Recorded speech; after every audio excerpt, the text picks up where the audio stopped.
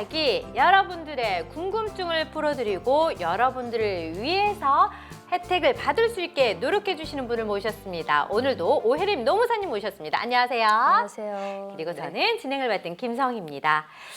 여러분, 출퇴근길 이때도 제로 인정받을까요?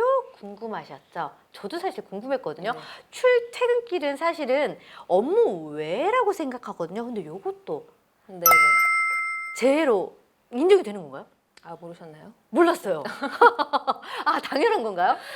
근데 실제로 2018년에 법이 개정돼서 출퇴근제가 인정받았고 그 이전엔 사실 인정받기가 쉽지가 않았어요. 안 왔군요. 예를 들어 뭐 통근버스나 이런 네. 사업주가 제공한 그 교통수단을 이용해서 출퇴근할 때만 인정받았고 네. 우리 통상적으로 뭐 지하철 타거나 네. 뭐 이런 버스 타고 출근하실 때 만약에 산재가 일어났을 때 그 이전 2018년 전에는 인정이 안 됐었어요.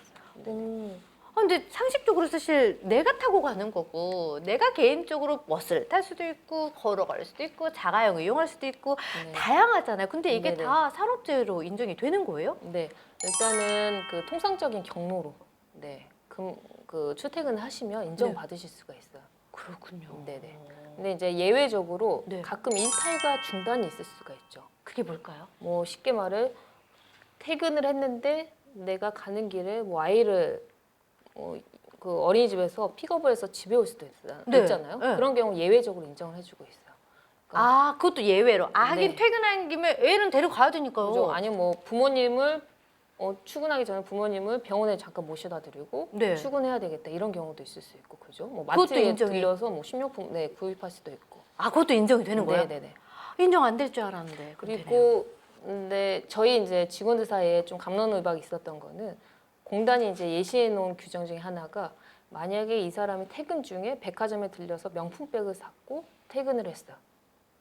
좋네요. 명품 근데 사고 싶네요. 근데 포인트가 그건 아니고 그러다가 만약에 사고가 났어요. 그러면 아이고야. 그건 퇴근 중 산재로 인정받아야 될 거 안 될까요? 쇼핑했잖아요. 안 되는 거 아니에요? 근데 저나 이제 여직원들은 이건 일상생활에 필요한 행위였기 때문에 명품 빼기. 그죠. 일상생활에 필요한 거잖아요. 명품백이. 그래서 이건 인정되지 않나 그런 얘기도 있었습니다. 일단은 공단에서는 네. 퇴근해서 마트에 들른 거는 일상생활에 필요한 행위이기 때문에 네. 경로에 약간의 이탈은 있었지만 인정을 해주겠다 네. 이렇게 나와 있는데 명품백은 지금 일단 인정은 안 해주겠다는 기준이 있습니다. 애매하네요. 애매하죠. 애매하네요. 네. 솔직히 사람마다 꼭 네. 내가 직업상 명품품을 들고 가야 되는 네네네. 뭐 이렇게 그럴 수 있죠. 품위 위주의 네. 그런 것처럼 필요해서 내가 샀다고 주장할 수도 있고 네. 아니면 그건 사치다라고 생각할 수도 있는 거니까 맞아. 애매하네요. 네. 그래서 공단이 출퇴근 제외는 인정해 주지만 뭐 예외적으로 일탈과 중단은 인정해 주지 않는데 만약에 일상생활에 필요한 행위였다면 잠깐의 일탈과 중단 중에 사고도 우리가 인정해 주겠다고 할 때 그 일상생활에 필요하다는 그 기준 자체가 좀 애매하긴 하죠. 네. 백을 사고 마트에 들려서 뭐라도 사갔으면 그럼 좀 어떻게 인정되네요. 됩니까? 그럼 그럴 수 있죠. 그럴 수 있죠. 네. 네. 진짜 애매하네요. 그죠. 네. 근데 예전에는 정말 인정이 되지 않았는데 이제 많이 유해졌다는 게 네네. 폭넓게 좀 시선이 바뀐 건가요? 원래 이제 공무원분들은 출퇴근제를 인정을 해줬었어요. 그랬어요? 네네네. 근데 왜 안 해줬대요, 저희는? 그래서 이제 헌법 불합치 판결이 나서 네. 우리가 이제 이런 일반 근로자도 공무원들과 같이 이제 출퇴근제도 인정을 해줘야 된다 해서 이제 법이 개정이 된 거죠. 잘 해주셨네요. 네. 네. 노무사님 해주신 거예요? 아니요. 그럼 출퇴근 산재와 관련해서 보상을 네. 불승인 받았던 사례도 분명히 있을 겁니다. 억울하지만 네네네. 어떤 예시가 있었을까요? 이분 같은 경우는 회식 중에 이제 댁으로 돌아가시는 길에 사망하신 케이스인데요. 일단은 제가 이제 참고적으로 말씀드리자면 회식 중 재해 같은 경우는 포인트가 좀 몇 가지가 있어요. 회식 중이면 네. 회사 직원들과 함께 회식하는 자리인 거잖아요. 그러면 네네. 거기도 제가 지금까지 몇 편을 공부를 했지만 거기까지는 업무상 연장선으로 보잖아요. 근데 왜 안 돼요? 근데 만약에 1차 회식은 부장님이 참석해서 모두가 갔고 네. 결제도 법인카드로 했어요. 네. 근데 이제 1차를 회식하시고 이제 부장님이 가시고 나니까 우리 이제 집에 가기 전에 우리 맥주 한 잔 더 먹자 하면 몇 명이 또 친한 직원들끼리 사적인 모임을 가질 수가 있잖아요. 네. 근데 뭐 예를 들어 1차 회식에서 부장님 있으실 때 별로 안 드셨는데 술을 2차 회식은 굉장히 많이 드셨고 그 만취 상태에서 뭔가 사고가 났다고 했을 때는 아무래도 이제 1차 회식보다 2차 회식의 기여도가 더 큰 거잖아요. 네. 그럼 회식 중 제에서는 그 부분도 사실 문제될 수가 있어요. 그러니까 어머나. 업무의 연장선상인 것이냐 아니면 어느 정도가 이제 업무의 기인성을 판정할 수가 있는 자리였느냐 이런 부분도 문제될 수가 있어요. 그럼 예를 들어서요. 네. 2차를 갔는데 회사 안에서 내부적인 문제를 논의하기 위해서 네네. 뭐 사이가 틀어졌거나 아니면 업무상 뭔가 이렇게 엇갈린 의견이 있을 수도 있잖아요. 그걸 풀기 위해서 갔다라고 핑계를 대게 되면 어떻게 되는 거예요? 그 부분도 이제 사실 증명을 해야 돼요. 그러면 같이 참석했던 사람이 누구였고 네. 그분들은 이제 진술서를 써주시면 가장 좋죠. 그리고 뭐 상황적인 네. 요인 자체가 뭐 A라는 프로젝트를 마무리해야 되는 시점이었기 때문에 그 부분에 대해서 같이 뭐 상의를 하는 자리였다. 그러면 프로젝트가 네. 뭐 진행 중인 업무 보고서나 이런 것도 같이 첨부를 하기도 하고요, 저희가. 그러면 사실은 인정이 되지 않았지만 인정이 될 수 있는 가능성이 있을 수도 있다는 얘기인가요? 네, 그런 케이스도 어느 정도의 증거를 가지고 주장하느냐에 따라서 승인 여부가 좀 결정이 되기도 하죠. 그래서 사실 중요한 게 사업주가 잘 협조를 해줘서 이런 네. 서류를 다 뭐 만약에 제공을 해준다면 인정받으실 수 있는 확률이 높은데 사업장에서 이건 내부 문서기 때문에 우리는 네. 뭐 외부로 유출할 수 없다. 네. 그런 경우도 간혹 있거든요. 네. 그러면 뭐 단순히 이제 진술로만으로 저희가 주장하는 것과 네. 아니면 그런 업무 보고서와 이런 부분이 다 같이 첨부돼서 들어갔을 때 산재 네. 신청에 대한 승인율이 좀 달라지기도 하죠.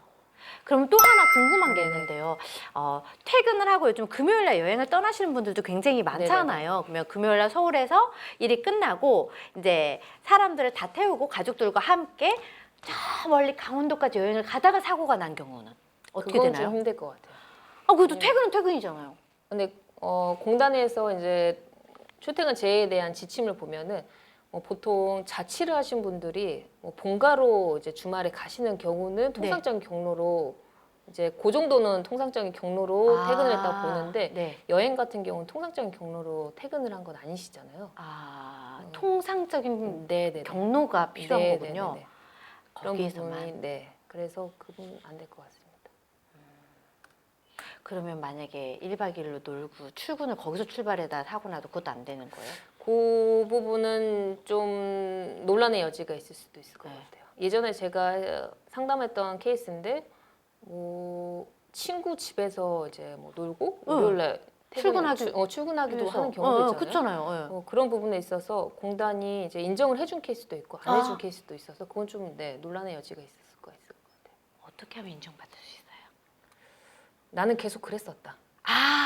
나는 나의 루틴은 아까 어디라고 주말이면 주말이면 주말이면 친구 집이나 아니면 친구 강원도 집. 놀러 갔다가 강원도는 좀 무리일 것 같고 무리가 알았어요. 이 친구 집에서 네. 나는 항상 월요일 주말이면 출근을 그렇게 했었다. 나의 루틴이 그랬었다. 그러면 그걸 이제 주장할 수 있는 친구의 진술서와 교통카드 상세 내역서를 보면은 어디서 지하철 타시고 어디서 퇴근은 지하철 내리고 그런 상세 내역이 뜨거든요. 네. 그런 부분 첨부하셔서 나의 루틴은 원래 그렇고 나의 통상적인 경로는 그거다 이렇게 주장을 하시면 그래도 좀 가능성이 있으실 것 같습니다. 증거가 없으면 진술로만은 힘든 거죠?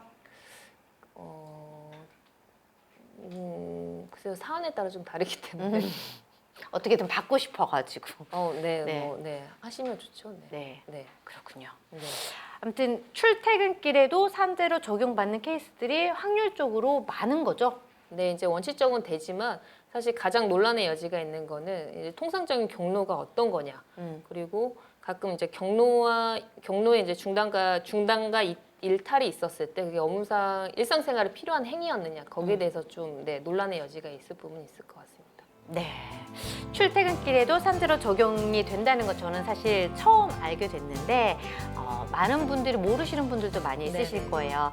한 가지 아셔야 되는 거는 출퇴근길에 산재가 적용이 되지만 일상적인 경로였냐, 네. 원래 그렇게 갔던 거냐라는 게 네네. 중점이 돼서 확률이 달라지는 거네요. 네네.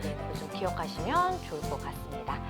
네, 스토리로 보는 산재 이야기 오늘은 출퇴근길에 일어난 다양한 사건, 사고, 산재로 적용이 될까라는 궁금증을 풀어봤습니다. 오늘도 속 시원하게 답변해 주셔서 고맙습니다.